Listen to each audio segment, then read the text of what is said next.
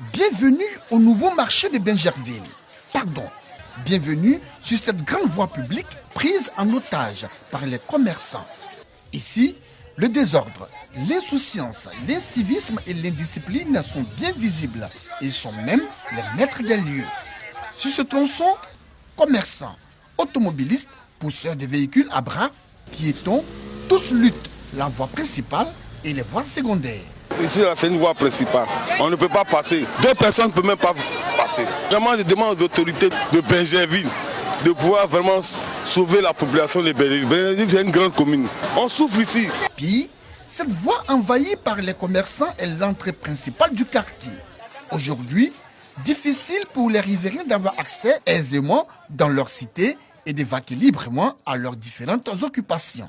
Et pour passer dans ce secteur, il faut être endurant, patient, courageux et déterminé.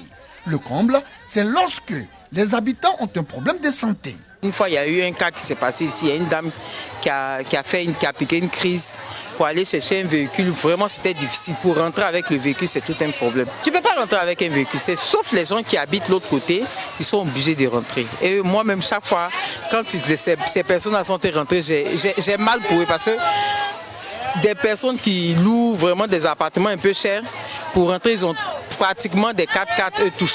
Mais pour rentrer, c'est compliqué. Ici, les riverains n'ont droit à aucun repos.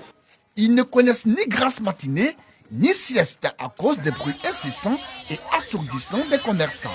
À cela s'ajoute l'insécurité. Ceux qui sont au bord du marché, en tout cas, moi-même, ils me demandent même si les gars se reposent même dans la journée. Moi, je suis un peu éloigné, donc pour moi, c'est pas trop difficile. Mais pas qui rentre dans le marché. Gros camions rentrent dans le marché. À force de cohabiter avec ces marchands, certains ont fini par s'habituer à leur vacarme, leur bruissement, leur vrombissement. Les débuts, ça fatiguait avec les gens qui avaient des, comme on appelle les micros. On fait avec. Nous sommes en Afrique.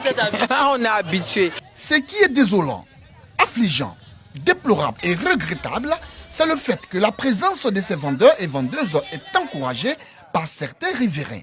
En réalité, ces derniers profitent bien de cette situation pour exercer leur propre business.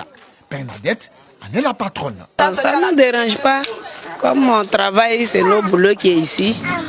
Donc ça fait que ça ne nous dérange pas. En tout cas, ça fait bruit, mais on est habitué dedans. Mais Bernadette, oui, toi Bernadette, dis-nous, qu'en est-il de la sécurité des enfants? On craint la sécurité de nos enfants. On arrive à les attraper. On est beaucoup vigilants en tout cas. Ce qui est étonnant, ce qui est surprenant et malheureux, c'est la réponse